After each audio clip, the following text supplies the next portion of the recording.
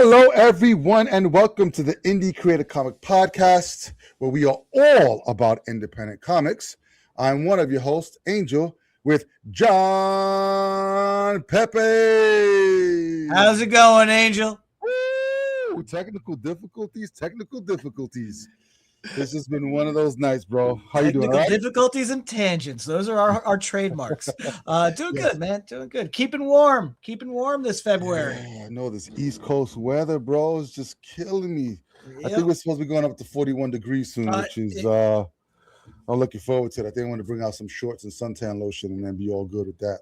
Yeah, I think it'll happen for like 5 minutes and it'll be back to 20 below. But yeah, it was a balmy 31 degrees this afternoon. It was. All right, gang. We're back. Thank you for coming along. We've got a really special episode tonight. This is the Indie Creator Spotlight of our series. We have a really cool creator by the name of Malcom McFadden from 516 Comics that we're going to pop on, and we're going to just talk comics, talk his life, and we'll take it from there. So let's just wave my magic wand and go, bam! There he goes. What's going on, Malcolm? Hey, what's good, everybody? How you doing? Good, man. How are you? I'm doing good. Happy to be here. Happy to have you. Yeah, we're happy to have you, bro. I was on your site today. I was scrolling through, and it's funny. We're going to get into your whole back history and stuff like that. But before we do that, just understand one thing, right? One, I probably curse too much. So if it offends you, just tell me, and I'll just won't do it. And two, we go That's off. good. That's fine. We go off on tangents all the time. So if we go down a rabbit hole, just go with us, bro. Enjoy the journey. It'll be a nice trip. So I'm on your site, right? And I'm reading the about me. And what really caught my eye is 31-year-old hip hop artist. I actually need to change that. I'm actually 33 now. 33. All right. So you still, I mean, John and I can call you a youngin'. We may not look that old, but we up there. So before we get into comics and stuff like that, just talk to me because I know you're from are you still in the Maryland area? Yes, I'm still in Annapolis, Maryland. Okay, all right, cool. Give me some of those influences for hip hop for you. Let me see if we're correlating with one another. Okay, my biggest hip hop influences are probably Jay-Z, Nas, Lupe, Kendrick Lamar, Kid Cudi, Wiz Khalifa, Currency, Alchemist, Mick Jenkins, Freddie Gibbs. Those are like my Isaiah Rashad. Those are like my main hip hop favorites. Okay, I got you. So those are all the youngins. Because I was waiting to hear like some Eric B. Rakim, some MC Light. I mess with them, but that not as I think my favorites going far back would be Biggie, Tribe, De La Soul, Farside. That would be the further I respect them, but that's not really where my music taste lies. Yeah. I hear you. Listen, I'm gonna respect that a lot because that's what I grew up with. So I was waiting to hear some of that. But you know what? Much respect because your hip hop has come a long way and it's changed so much. Like my daughter's, big into Kendrick Lamar and stuff like that. I'm just like, right.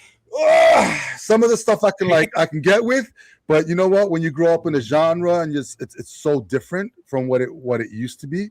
But still has its roots in where it came from. So I can appreciate that and stuff like that. So all right, cool. So we're like not eye to eye, but we're like here. We're on that path.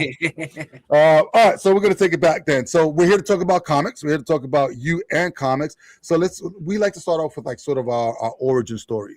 So let's kick it back to how you got into comics.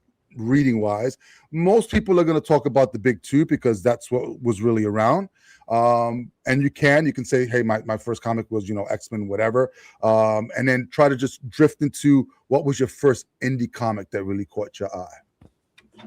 Okay, so my origin with comics is my older brothers. When I was younger, they had a whole bunch of comics. So they had Captain America, Weapon X, Daredevil, Batman, Superman, and all that. So that was kind of how I got into comics. And then when I got older and was actually able to buy comics myself, I kind of started getting into like DC and Marvel, of course. But I'm also really big indie guy. So once I started getting into comics and wanted to venture out, I actually wanted to venture out to more of the independent scene, more of like Image and stuff like that. But I also wanted to find indie black creators, so like for more black characters and stuff like that. So I really started going into like Godhood comics, Concrete comics, Wiseacre comics, reading their stuff, and that is actually what got me into making comics. My whole life I've made stories and characters, but I've never like took it seriously to start writing them down. But when I saw other creators doing it, I started like, studying what they were doing and started writing my own scripts. And then once around the pandemic, I started taking it really, really seriously and started getting like an artist to start drawing my ideas and stuff like that. And that was kind of how I got into it, and I've kind of just been running with it ever since. Nice. What kind of comics did you like, as far as indie comics that you can recall that you read that really inspired you, if any? Oh, a lot. So there's Philadelphia is one of my favorites. Philadelphia. Yep. There's one That's a called vampire book, right? Huh? That's a vampire book. Yes, that's the vampire book. That's where yep. they take over Philadelphia. Yep. There's one called Tokyo Ghost that was really cool. There was one called Outer Darkness. There was another comic called what was it? I can't remember the exact name of it right now, but I read a bunch of indie, like Oblivion Song. I also read a little bit of Walking Dead. Yes, I read a lot of his work. Like he has also Firepower, of course, Invincible, and his popular stuff. But yeah, it's kind of too much for me to name off the top of my head right now. No. I hear, yeah, and there's a lot of creators out there, and John and I have been doing this for a really long time, reading comics for a long time, and I really got heavy into comics when Image was first formed. This was back in early '90s and stuff like that. So when I actually had my own money, that's where it went to. I read all the other stuff.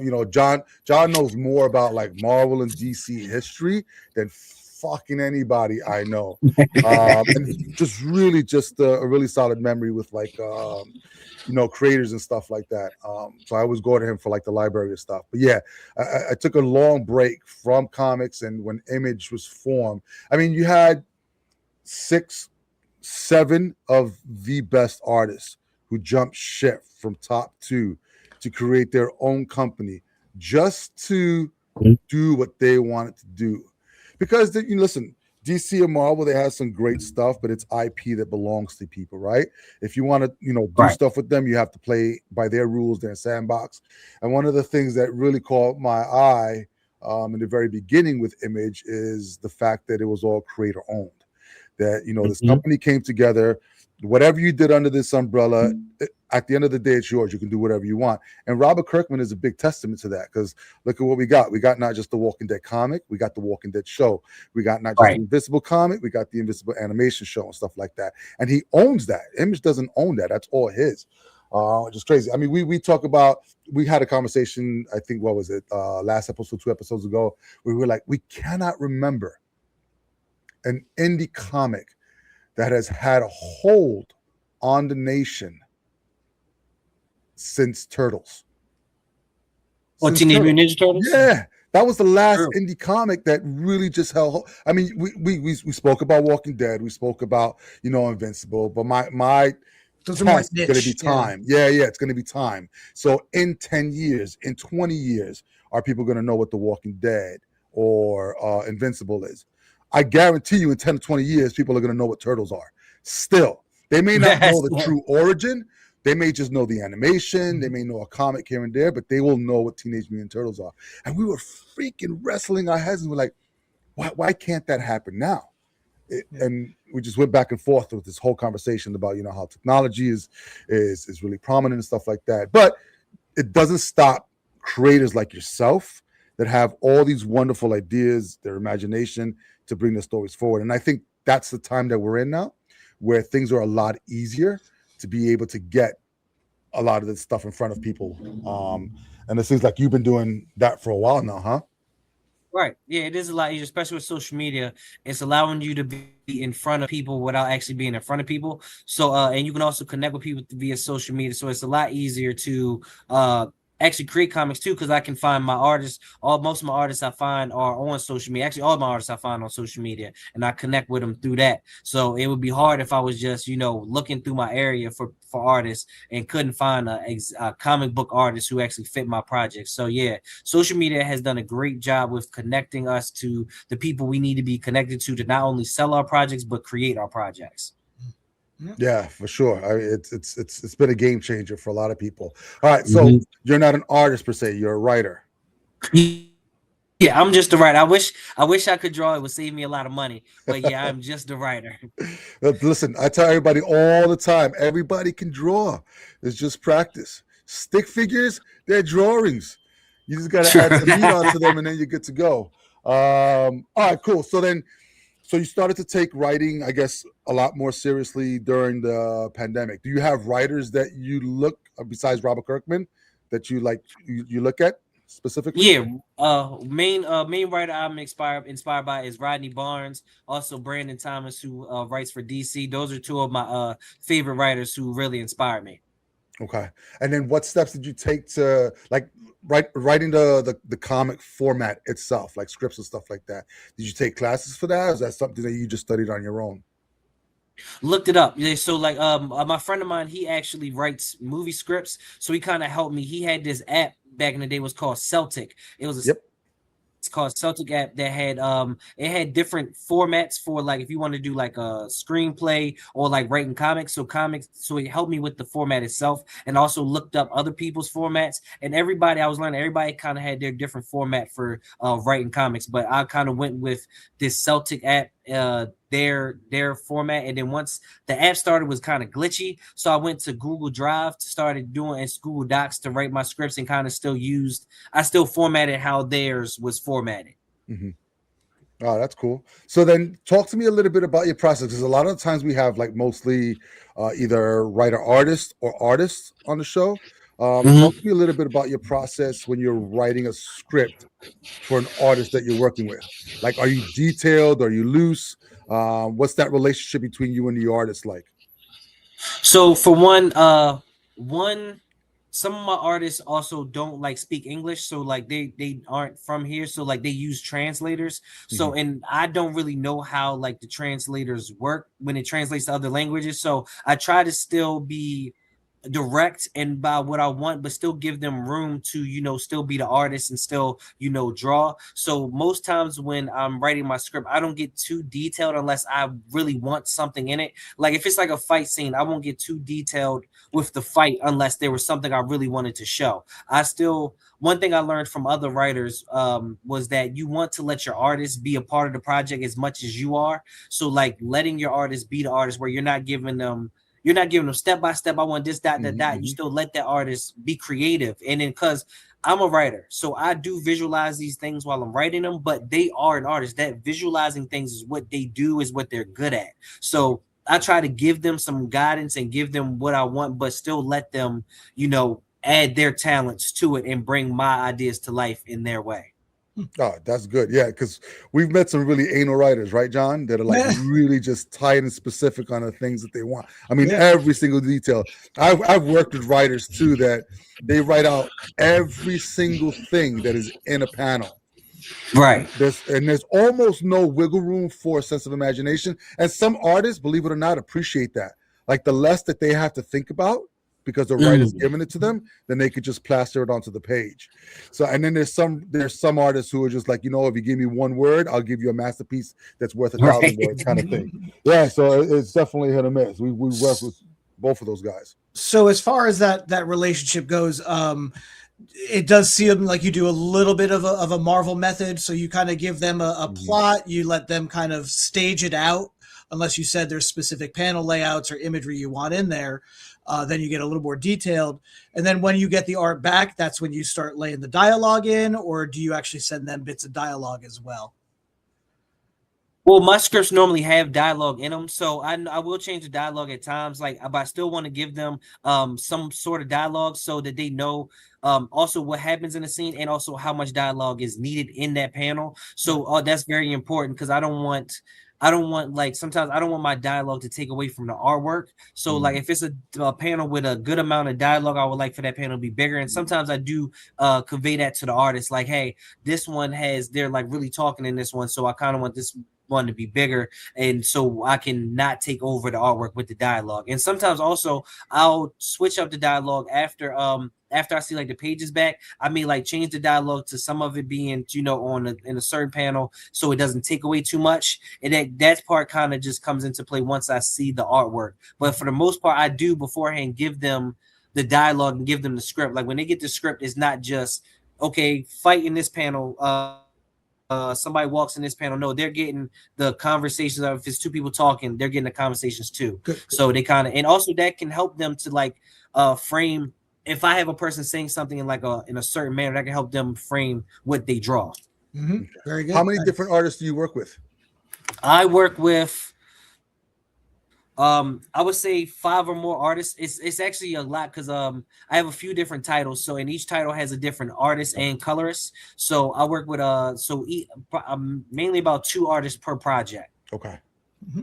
And are you writing every title in your slate that you're putting out, or do you have other writers as well? Yes. Oh, well, right now, it's my dream to add more writers in when I have more money. You feel me? But right now, it's just I'm writing all my comics right now. Okay, very cool. It's interesting because we work with different artists too and stuff like that. Like I draw as well, but the comic that we're doing right now, I'm not drawing. It's another artist, and it's an artist that doesn't speak English. So the translation thing, I get as well. And it's oftentimes when I'm working with the person who's actually writing the script, it's understanding that balance between, and I don't know if when you're writing is really understanding that balance between what's going to go in the balloon, how big the panel is, and what's in the panel. And people don't realize how challenging it's like a magic formula where if you have this really beautiful panel of beautiful art, but you got so much dialogue that it's covering up the art, then it doesn't really work because you're taking away from it. And you miss the whole point of what a comic is, which is visual art. Part of the story is being told by what you're seeing and stuff like that. So it was really good to hear you say that sometimes you'll change dialogue bubbles or even where you put them based off of the art that you get back. So that if it doesn't work for it particularly there, then you're open to change and stuff like that, which I think is really crucial because sometimes I get like, I don't know, I call it Scott Snyder syndrome, because he just loves to write and stuff like that. So that's why you always have like these black sides of the page where all the text can go and then art can go in the middle. But it's cool to see that because there is it's a delicate balance between what it is that you're envisioning in your head, what you're writing on the sheet of paper, and then what the artist is getting, translating that not only from the sheet but from another language, and then being able to get that back in time. I'm like, holy crap! I'm surprised. I wouldn't be surprised if it takes like a year or 2 years to get a book back because of freaking all the challenges in there. But kudos to you. All right, so writing for a while, got a bunch of titles and stuff like that. So talk to us a little bit about what was your very first title? Very first title was my series, Vorley, A New Breed. It's about my character who's like the first of her kind. Like the world is trying to make like a new breed of humans, and she's actually the first of her kind. And her parents got kidnapped because they were the ones who came up with the formula to make the new breed. And so they kidnapped her parents, and she's using her powers to get her parents back. And that was my very first title. It wasn't the first title I wrote, but it was the first title that was finished and produced and put out. Okay. And how many issues is that? That is 2 issues right now. And then pretty soon, I believe around summertime this year, summertime, we start production on issue 3, God willing. Oh, man. Oh, so you got multiple projects going on at once. Yeah, I actually do have multiple projects going on at once. I'm really trying to my big plan for right now in the future is to be able to put out more titles quicker, so it's because it's always like a year in between titles because like the artwork and money and stuff like that. So I'm figuring out a plan this year. Haven't fully figured it out yet, but still trying to figure out a plan to put out more titles. Yes. And you mentioned it a couple times. Not more titles, but quicker. Yeah, and that's the key, right? Because this is something that John and I talk about all the time too, especially when it comes to independent creators. You can have something really awesome. It could be like the next slice of bread, that, an invention that somebody makes. But if it's not consistent, because of how much content is coming out, because of the accessibility that people have to the amount of content that comes out, it could get lost in the shuffle. Yes. And it's sort of like the Netflix syndrome, where like they have a whole season put out, and then the next season doesn't come out for like 2 years. And I'm like, what the fuck was this shit about? And then you have to watch like the last 3 episodes and a recap just to remember what the show's about, so that you can move forward. And then you have to decide whether or not you're fully invested in it and stuff like that, which is hard, especially for independent creators, because your fan base is what drives the next project forward. And I know that you're utilizing crowdfunding, so I want to talk about that. But before we get to that, because I know that you have a current project that's already been funded, kudos to you, brother. That's fantastic. And I think there's 4 days left. Thank you. So I want to definitely give that a shot. But also reading on your profile, just the name, 615 Comics. Talk to us a little bit about that and the history of that. So that name actually comes from, I had a friend back in the day. He actually passed away, but I had a friend, and it's all good now.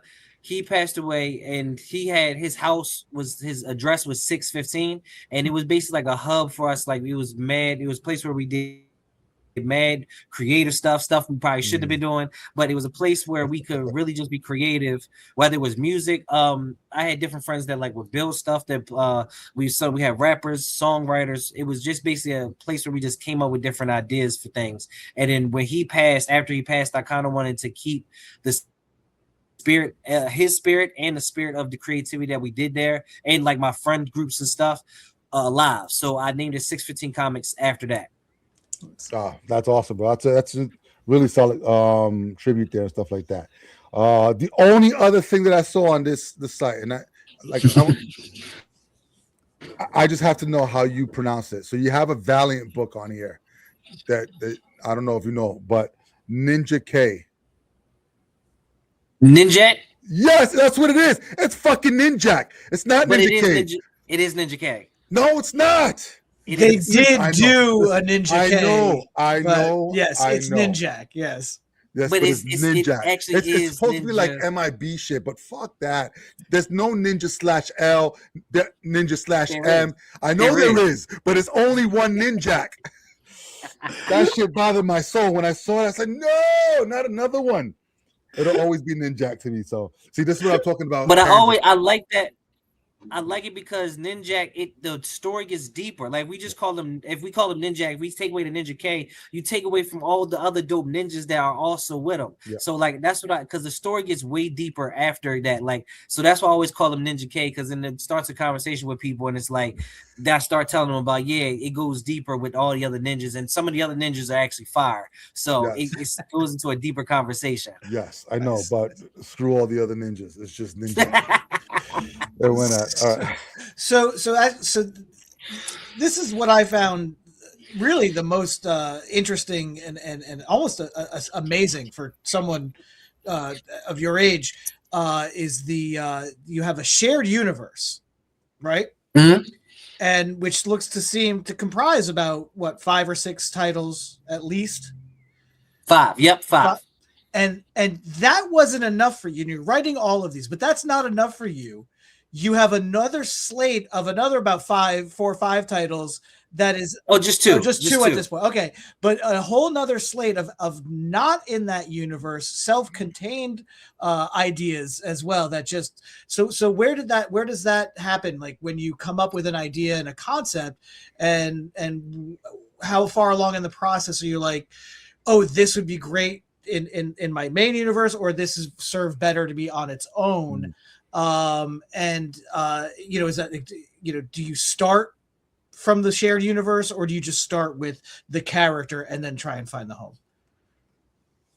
That was actually a very good question. So my shared universe, that was what I had started off with. I still had some other stories, but my shared universe is what I started off with. And then I had the characters set, like the characters you see are set in that universe. The other characters that I created, those were stories that I didn't want. My universe, I kind of live by certain rules in my universe that I didn't want to be held down to for other stories. And also in my shared universe, it's those stories are ongoing. Like I have planned, there's like years and years for those stories where these other stories are only just like 1 or 2 arcs. And even if I want to do this second arc, it's only about like one arc, so it's kind of really standalone stories that I wanted to tell. And that was kind of a product of me being impulsive, and also some projects that I had that I was really working on at the time with my shared universe, they got put off for some reason with artists or something happening, to the point where had I had a little bit of time and money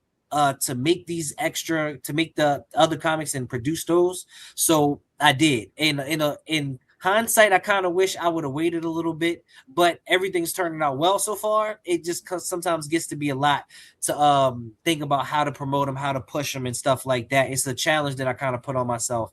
But yeah, it just kind of became like I wanted different stories to tell that weren't just in this universe, and stories that were kind of standalone and that wouldn't be going on forever, that can just kind of end and not be as long of a story.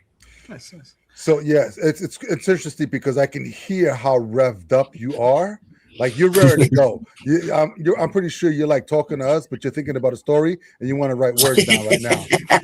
But here's the deal. Always, that's always. But I think there's also the struggle, right? So you're not the artist, so you're at the beck and call of the artist's schedule.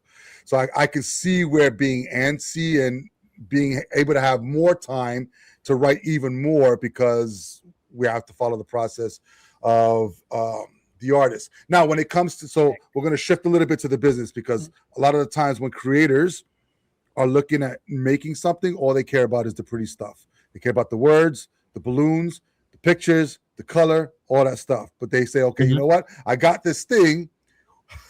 It's going to cost money now.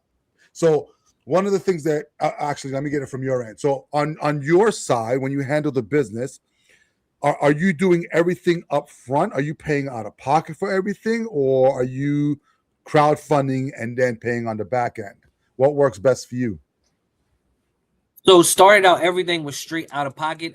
Starting out with shares out of pocket. Also, there were like grants and stuff in my area. Okay. There's also more grants that I need to be looking into. Cool. I'm glad I just reminded myself of that. But there was grants and stuff in my area for creatives that I got that actually helped me get started.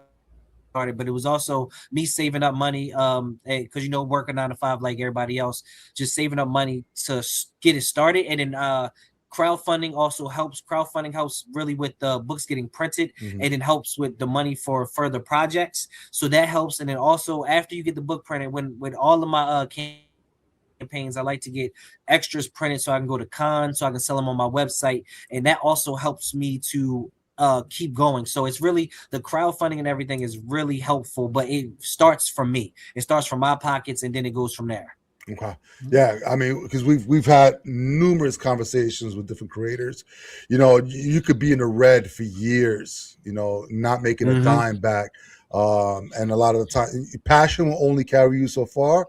When there's no food on the table, then it's, it becomes a different problem and stuff like that. But yeah, I'm glad you see, because I think for most people, they don't realize that it's capital it's gonna take to get it out there. And if you're gonna go to conventions, it's even more capital, because you have to pay for the table. If it's away, you have to pay for hotel stays, you have to pay for food. So when people we're always asking people, when they're doing this stuff, make sure you take all of that into account, create a budget, and make sure that you can maintain that budget, because once you go outside of that budget numerous times, then you just start to dig a hole. And we've seen a lot of really great people just come through and just not finish because they just crash and burn. And it's really easy to do that in this business, because passion is like fire, but as soon as that bill comes in, that fire just gets put out right on the spot, which is crazy. But yeah, it's cool. So let's talk a little bit about your project then. What do you got going up on Kickstarter right now? So right now I have my project, The King's Domain. Issues 1 and 2 are available on Kickstarter right now. We're actually fully funded, which is good. I believe I have 95 or 96 backers right now, and 95. I'll go 95 bets. So just 5 more to 100. We're fully funded, and this is for my series, The King's Domain, which is about my character Amari King, aka Mahis. He's a protector of animals and a fighter for innocence and he's up against the Alpha Organization, who profit off of animal cruelty. And my main character has made it his mission to bring them down because he's also an animal activist and also a fighter for people, like I said. So he goes up against them, and his first arc is about him trying to take them down, and maybe he bit off a little bit more than he can chew. So this second issue is a really dope issue. It's like James Bond-esque, where he's kind of like spying and trying to get information about the organization. And then, of course, things go wrong while he's spying on them because something always goes wrong. But yeah, this issue was really cool. I'm not a huge James Bond fan, so it was kind of cool trying to jump into that bag of something that I'm not super familiar with and then still, playing with that. So this issue is out now on Kickstarter. We have 4 more days to go until it's over. Yep. And like I said, we're fully funded. Dude, yeah, I'm looking at some of the character designs on here and stuff like that. Just really solid. Talk to me a little bit about the artist. Like, how'd you find them? Oh, so him. Shout outs to the artist. Shout outs to the artist and the colorist. Both of them work well together. Actually, when I found the artist, he actually had the colors that he was working with, so I didn't even have to find the colorist. But I believe me and him met. It was years ago, but I believe me and him met on Instagram. I believe that's where we met. I'm 100%, I'm almost % sure it was Instagram. But from there, I think he did some character designs for me and stuff like that. And then after the character designs, I liked his artwork and we went into the book. And then and it's been a perfect marriage. For this book, his artwork is literally perfect for it. It's vibrant. The line is good, and the colors make it vibrant. Like everything works perfectly. So it was really great meeting him. And shout outs to the whole team, bro. I talk to them every day, and they do a great job.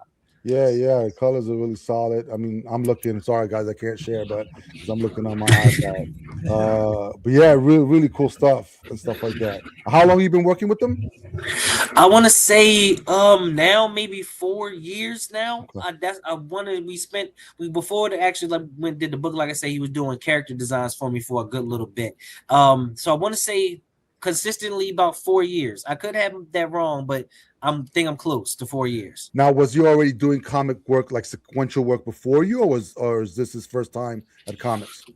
Yes, he was. So I can't remember what he shared with me. He had work before that he had shared with me, and that was one of the reasons why I worked with him, because I seen his work already and seen that he did a good job. I can't remember exactly what books he had did, but he had shared some of his portfolio with me, and it all looked good. So that's when we started working together. Nice, yeah. And so when it comes to, you were talking about the character design, so does each artist get a crack at the character design? How detailed are you in what you want the character to look like? Or do you have just that one artist that did character designs for almost all the characters? Or how does that shake down too? How much input does the artist have in the look? Or okay, so that's a very good question. It's kind of, my answer is going to be a little all over the place because I use. So is the question. Yeah, I use a lot of different people for character designs. Also like to, sometimes when I meet artists and I like what they do, I kind of try to test out, and send them some stuff. But for this project, sometimes when I know the artist that I want to do the project, I'll have them do character designs if they do character designs, since they're already on a project. Like, this is going to be a character they're drawing all the time. So I'll go to that person for the character designs. And then sometimes I'll have characters that I don't have, I'm not ready to produce their book or stuff like that, but I want to see the character, what it looks like, because sometimes that helps me with writing it. I don't know why. Sometimes just seeing the character inspires me and just pushes me to write it. So I actually have an artist that does good character designs that I know on Fiverr, but there's other artists that also do good character designs. So it's kind of, when I'm testing it out, it's like a game that I'm kind of testing. Like, they will give me a character design and I'll see what they do, and sometimes I'll send their design to another artist and see what that artist can bring to the table for it. That's actually my main character for this book. The first character design was done by somebody else. I actually had 2 people do the character designs at the same time, and then those 2 people did the character designs. Then I sent that character design to the artist that did the main book, and then he finished off the character design and put like his spin on it, his flavor on it, and that was the one we went with to finish. And then that's how that came about. So it's really, I told you the answer would be all over the place, but it's kind of really a game. No, it's good because you're just putting pieces together that Yep. that fit for yourself and fit for the book. I think Right. that's the hardest thing is creators finding one another and then being like that really perfect fit. Now you've been doing. It sounds like you've been doing this for a while. Have there been instances where you've been ghosted by artists and stuff like? Yeah, see the face, see the face. More often than not, right? Actually, no. Actually, No. not more often than not. More north because I think a couple times I've been ghosted. I've kind of had like a real I had to put in like a system in place, something I'm comfortable with. Like so, I really and now I kind of really stick to artists that I know, and it kind of sucks because sometimes I may not give a new artist a chance or anything, but I stick to artists I know and I've been working with. So because there have been times, actually, really just recent, I had a project that is actually supposed to be done, but an artist kind of ghosted me, and like now the project is just up in the air. But yeah, that sucks. So like, but I've learned from that, and then kind of, and still learning from that because that was recent. But it's kind of it sucks. Like I said, it sucks because you kind of get tainted a little bit, but Right. it shows you how to like work and how to go about it to keep yourself keep your ideas and stuff safe, and also not get ghosted. Like Yeah. so I like I said, I tend to work with artists that I work with, and most artists I've been working with for more than 2 years. Like most of the artists that I continue to work with, I've been working with for a while. So now, like, if you wanted to bring a new artist on, what would be your process? Is there a process So that you have in place? yeah, actually, so there's actually a new artist that I'm actually working with. He actually is doing something for me right now. His was kind of different. He actually just did like artwork for me just without me asking. He just did some artwork that I thought was really dope and was really impressed with. And I was like, okay, I would like to use you more. And then so my process is really I won't pay for the artwork until I can see proof of Mm, concept. Like once I see that it's done, like you don't have to send me a high resolution. It just can be something low resolution. As long as I can see that you actually did it and I can trust that I'm gonna get that, then that's when I'll pay. The no more of paying before I yep. get the artwork because Yep. unless I've also have artists because sometimes artists have their process too, so they don't get scammed. So like I have an artist, he will say, "Hey, you just pay me half up front, and then pay me the other half when I send it to you," and I'm actually cool with that. Yep. So that and as long because me and it's not like a large amounts that me and him would do, so it's never like too much to where I can just send him the half. But I've developed a process to where it's like I still give my artwork and I can trust this person. And then once we work together, like this new artist, I've worked with him once and he delivered. And now I have him on something else. And if he delivers, then I'll kind of solidify him as in Yeah. a group of artists that I'll hit up. Yeah, that's good. I mean, I think it's important, especially for writers who are always looking for artists, to definitely have something in place because, we all know how it feels to be ghosted and stuff like that. And if you're like halfway Yes. through a project and you're just like, oh, you just wasted whatever amount of weeks and stuff like that, and have to start from scratch. And a lot of the times, what we do, especially with like, it'll be different if there's a cover artist that I'm looking for. It's a little bit different for a process than it is if I'm looking for somebody who can actually do interiors. And with interiors, what I look for are deadlines and meeting deadlines. Like some people don't care because they'll take, 2-3 months to do a book or 6 months to do a book. I can't do that. If we look at the actual comic schedule, most books are supposed to be coming out monthly. At worst, maybe bi-monthly. At super worst, maybe quarterly. Because there's still artists today. I'm not gonna mention any names. Ivan Rice that just they don't deliver their books on time just because of the amount of work they put into the books. Deadlines just get skipped. I think we're still waiting on Raphael Grandpa Batman book. Oh, to still come. that Gargoyle of Gotham thing. Yeah, that's it's been like so many issues away. yeah. And That's like even ordained. yeah. Ordained two. Missed. Yeah, but 2 comes out this week, actually, on Wednesday, I believe. But it's been more than a month. It has been well more longer than a month, absolutely. And I think it was Yeah. actually hit digitally first, too, which is crazy. But It's crazy. yeah, So, whatever. like the schedule is like for the most part, it should be monthly. On this indie crazy ride, every quarter, your fans should probably be expecting something. Not only that, but when you're being paid by a big company, you don't have the stresses like you were talking about before of trying to get that capital so you can do each issue, and it's going to takes longer time because you got to generate that capital. I mean, I know the artists work hard and everything, but when you just have big corporate money behind you, paying you to do this work, you could make a deadline. You know, you could make a deadline. Which is I think the mindset that I'm trying to have independent creators think about as well. Yeah, is if you're going to start a project, but you have $10 in your pocket, it's going to take you 20 years to get that done, rather than, okay, let me get most of the funds up front. That way I can have a deadline that can be met. And so when I work with artists, I'm like, all right, so I'll give them 3 sequential pages, and I'll give them a ridiculous deadline of a week. If you can't do 3 pages in the week, maybe this project it's too big for you, or whatever it is. But having guidelines like that, and I think the responsibility on the creator who's hiring is making sure that somewhat of the funds are there so that you can get the project going. And it's hard. It's easier said than done, because it depends on how much money you're paying per page, how many pages you got going on, and what the final outcome is going to be. And you're doing color, so that's not just artist, that's colorist as well. And I'm assuming that the artist is doing the inking, and then the colorist is doing the coloring. And then are either one of them doing letters, or is that a separate person also? No, separate. But all my letters I go with Letter Squid. So I go with one person for lettering as well, all my book, because they do a great job. That's fucking insane. That's I'll tell you right, that's at least $3,000 minimum for each issue that's coming out. And a lot of people, they need to hear that. They need to understand that it's not just 22 pages, 32 pages. It's fucking $3,000 that's coming out. So a lot of these, and I'm not trying to deter anybody from it, but I'm trying to also make them understand that if they want to do this on their own, that I think the number one thing that people really need to understand is they need to build a solid base of fans. So get them to fall in love with your artwork, and follow you, build a base.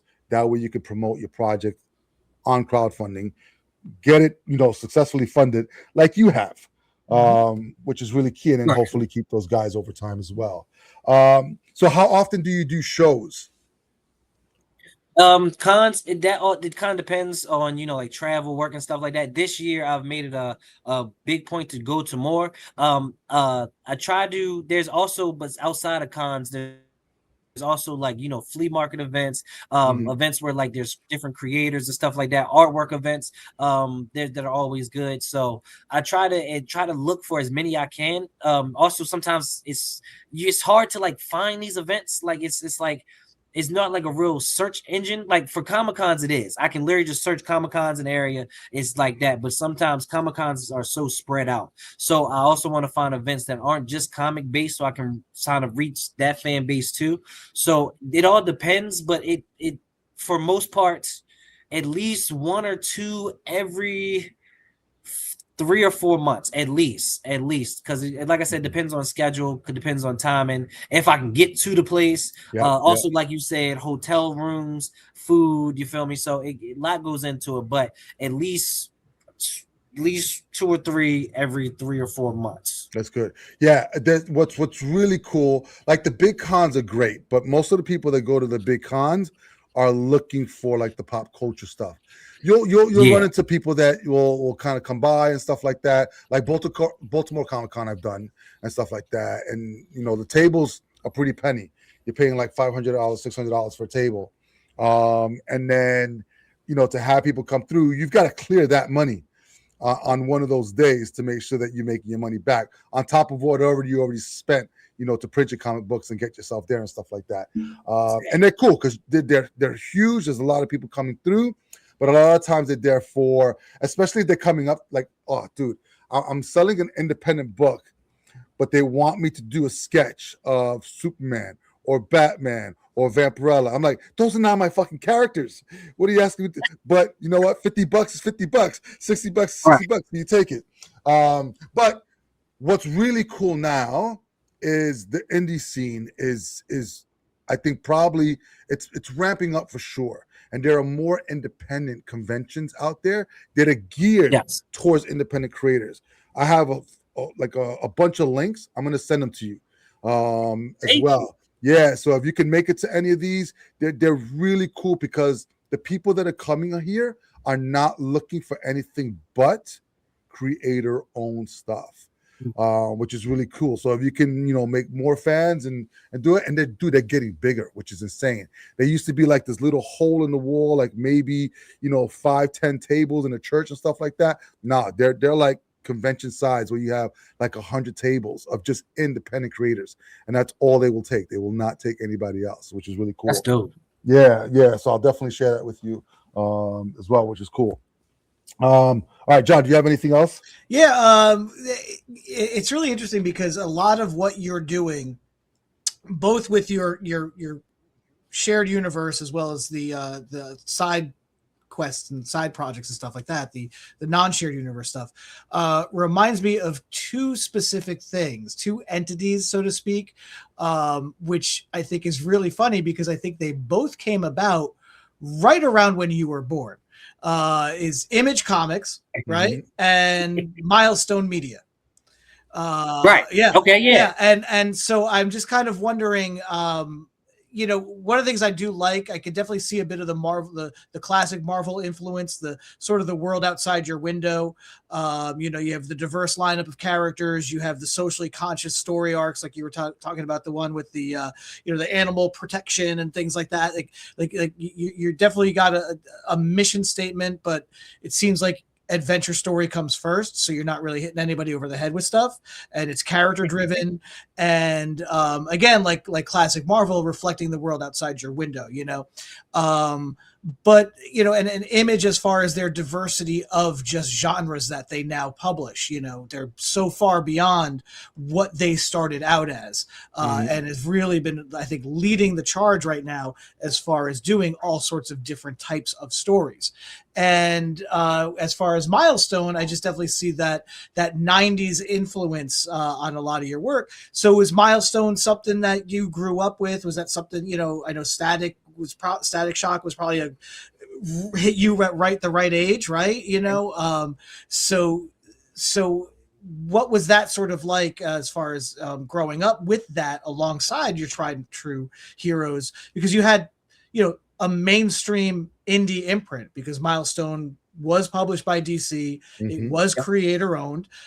So what was that sort of like when you were discovering a lot of this world of comics? Where did they fit?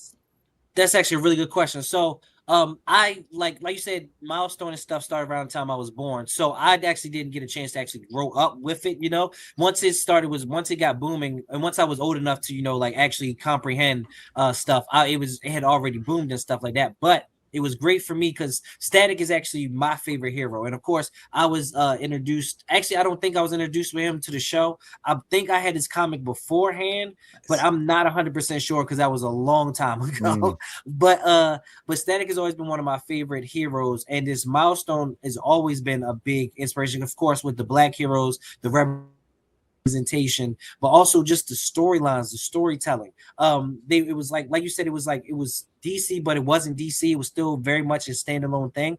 And just the stories they were telling, where they showed you, like you said, the world outside your window, but it was very character driven, very with Static, especially him with the Big Bang happening around him and the different things he had to deal with being in school, race issues, gang violence, stuff like that. It was those stories really inspired me, especially even on Hardware, we're going through with his boss taking his ideas, and his boss like being the overlord to him, and like even though he was the genius in the equation, or even Icon, who was a man who's here all the time, who a teenager got him to be a hero. Like those stories really, really, really inspire me. Like that, Image too. Image was a big part of, because when I learned about Image and the fact that it was creators that just started, that a lot of artists that left DC, those really inspire you, because DC and Marvel, they're like this big thing, right? They're like this big, they're kind of like LeBron James, where like they're 6'9",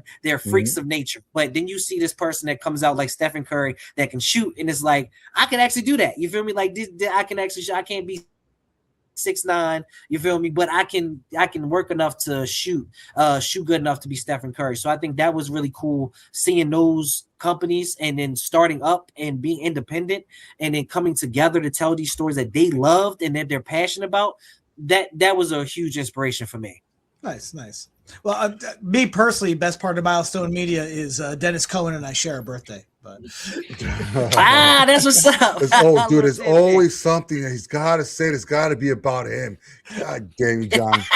Hey, wait! I didn't mention that I went to the same college that Chuck D went to when we were talking about rap before. Yeah, son of a bitch. Not at the same time though, but no. So really cool. So you got a lot going on. Is there a plan in place because you have sort of like your own imprint? Have you ever thought about finding like an Image to be able to print your books through Image?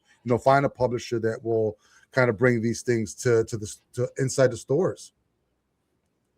Yeah, so actually, public like submitting to like bigger companies. Image is definitely one that I would love to submit to. I'm actually there's a story that I'm working on that I actually want to try to submit to, so that's part of my plans. I just got to figure out how to go about do that.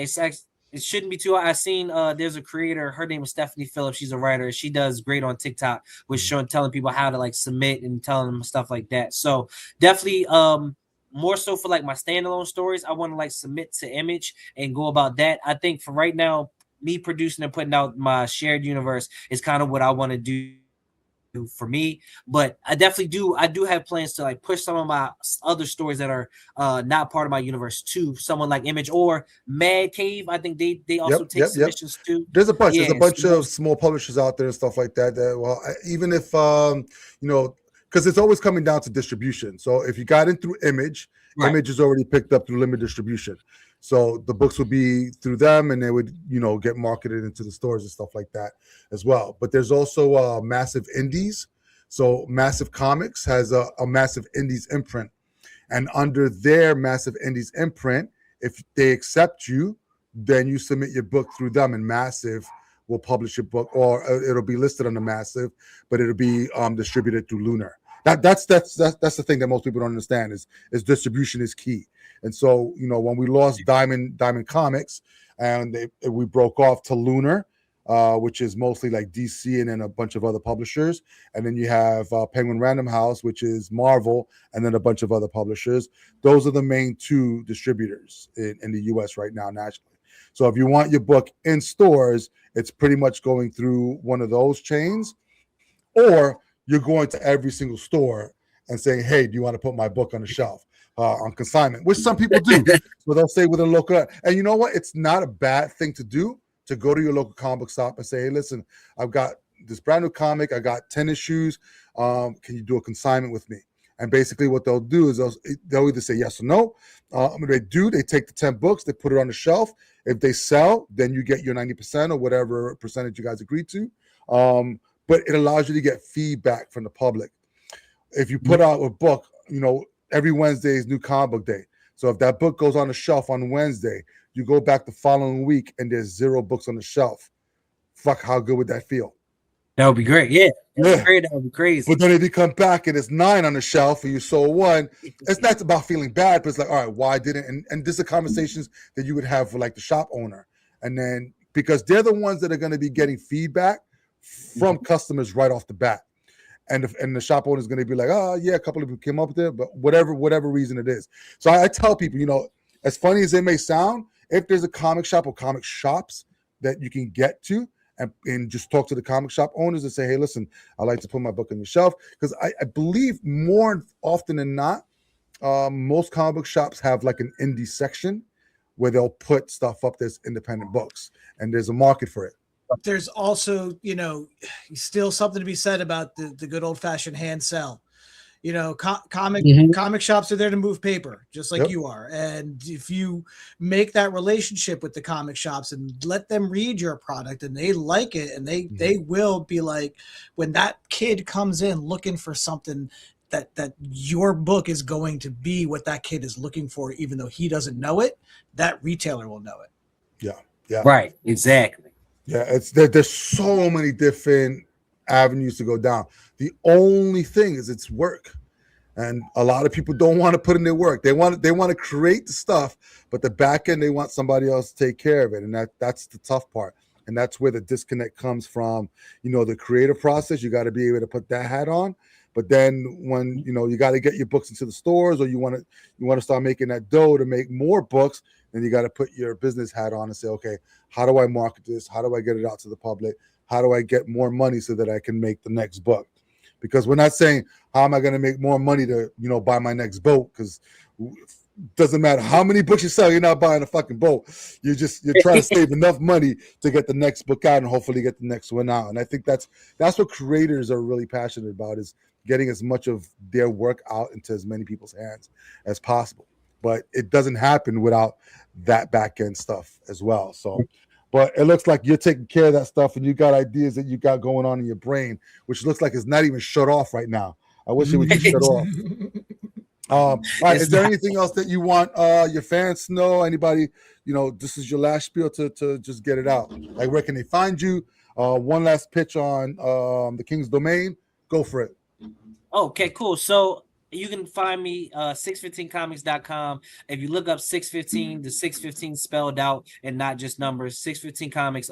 You can look me up on Instagram, TikTok, Facebook, Twitter, anywhere there's social media, Blue Sky. You can find me on there. But my Kickstarter campaign, the King's Domain, is 4 days left. You can back that Kickstarter campaign today. Go on to Kickstarter. There's more information about it, about my character Mari King, aka Mahis, and the story The King's Domain. So and after this whole year I'll be putting out comics. This actual year I'm trying to put out 4 to 5 comics this year. So King's Domain is just the start. So if you're following me, please follow me. I actually take emails, so you can go on my website, put your email there, or you can just DM me your email on whatever social media. I check my own DMs because I'm an independent creator, so I got to, you feel me? So, and I try my best to be on social media as much as possible, because social media sucks. Yeah. But yeah, you can find me anywhere on social media at 615 comics, and you can check me out, and please